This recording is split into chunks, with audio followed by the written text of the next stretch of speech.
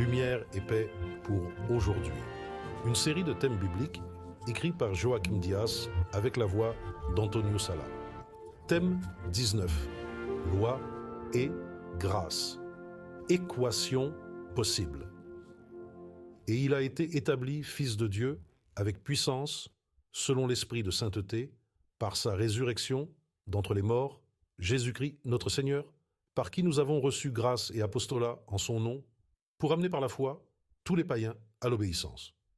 Romains 1, 4, 5. La croix et la loi.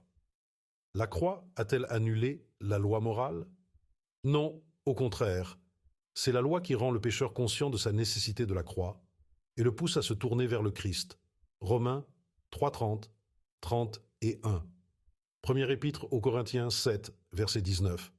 Matthieu 5, 17.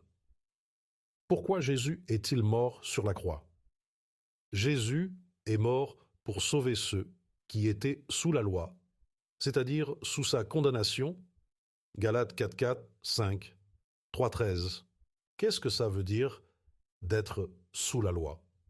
Cela signifie qu'en raison du péché, nous sommes sous la condamnation de la loi, car là où le péché règne, la conséquence est la malédiction et la mort. Romains 6, 14, 15, 23.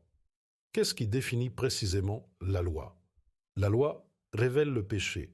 Première épître de Jean 3, 4, Romains 3, 20. Quel est le moyen utilisé par Dieu pour nous mener au pied de la croix? La loi de Dieu.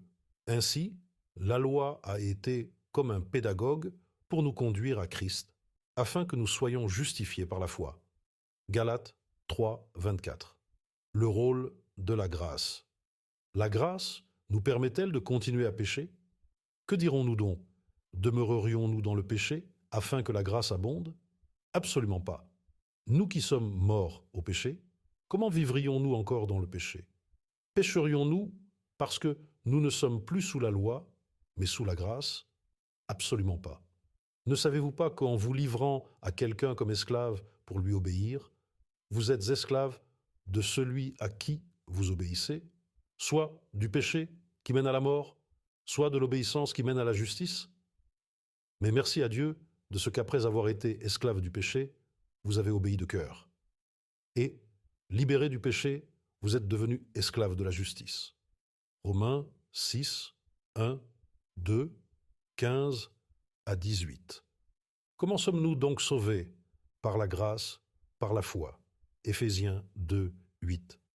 Quel est donc le rapport entre la grâce et l'obéissance? C'est la grâce qui nous permet d'obéir par la foi, par laquelle nous recevons la grâce pour l'obéissance de la foi. Romains 1, 5. Qu'est-ce que la grâce nous apprend? Elle nous enseigne et nous permet de renoncer au péché. Tite 2, 11 à 13.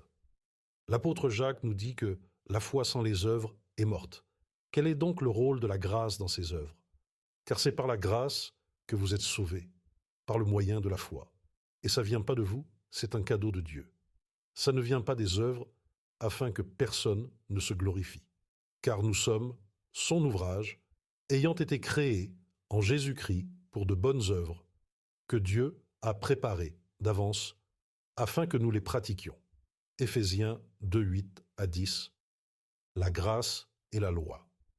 Comment le Nouveau Testament décrit-il la loi de Dieu? La loi de Dieu est décrite comme sainte, juste et bonne, comme une expression parfaite de l'amour de Dieu.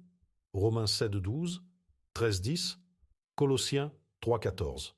Quel est le lien entre la nouvelle alliance et la loi?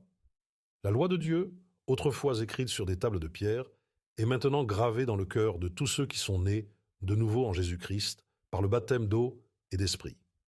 Hébreux 8, 10, 10, 16.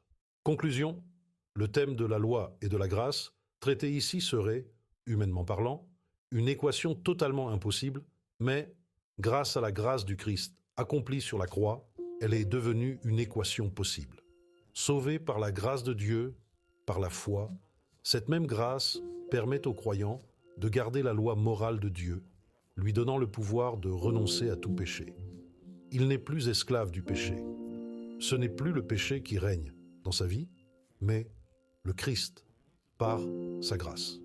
La bonne nouvelle apporte non seulement le pardon de nos péchés, mais aussi la libération de ceux-ci. Nous sommes maintenant serviteurs de celui à qui nous obéissons volontairement, par amour et par foi en Jésus-Christ.